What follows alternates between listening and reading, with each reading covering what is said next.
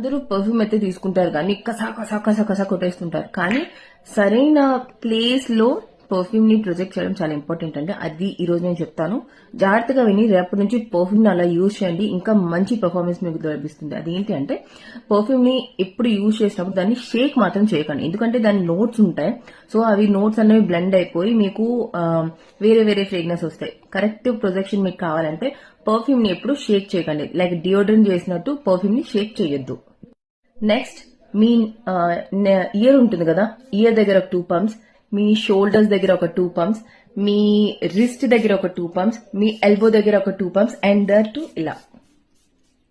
And మీ కాళ్ళ దగ్గర knees back side ఉంటుంది కదా, అక్కడ కూడా ఒక 2 పంప్స్ చేస్తే మీ పర్ఫ్యూమ్ అనేది చాలా లాంగ్ లాస్టింగ్ గా వస్తుంది. ఇవి పల్స్ పాయింట్ అంటారండి. అక్కడ ఏంటంటే బ్లడ్ ఫ్లో అనేది ఎక్కువ ఉంటుంది కాబట్టి అక్కడ సో మీ హీట్ ని బట్టి, మీ బాడీ హీట్ ని బట్టి మీకు ప్రొజెక్షన్ అనేది కనిపిస్తుంది.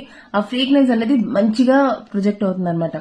ఇంకొకటి వచ్చేసి మీరు ఎప్పుడైనా సరే పర్ఫ్యూమ్స్ తీసుకుంటున్నప్పుడు సీజన్ బట్టి పర్ఫ్యూమ్ తీసుకోండి. సమ్మర్ సీజన్ కి ఒకటి, వింటర్ సీజన్ కి ఒకటి, పార్టీకి ఒకటి, చిన్న చిన్నవి ఇలాంటి బ్రాండ్స్ అయితే ఎక్స్పెన్సివ్ బ్రాండ్స్ ఏవైతే ఉన్నాయో దానికి మీరు రీక్రియేషన్ తీసుకున్నా సరే మంచి దగ్గర అంటే మంచి బ్రాండ్స్ దగ్గర మీకు మంచి ప్రొజెక్షన్ అనేది ఉంటుంది. అండ్ దట్ టు మీకు ఆ ఫీల్ కూడా ఉంటుంది, luxury feeling. Hope this information is for T share it. Thank you.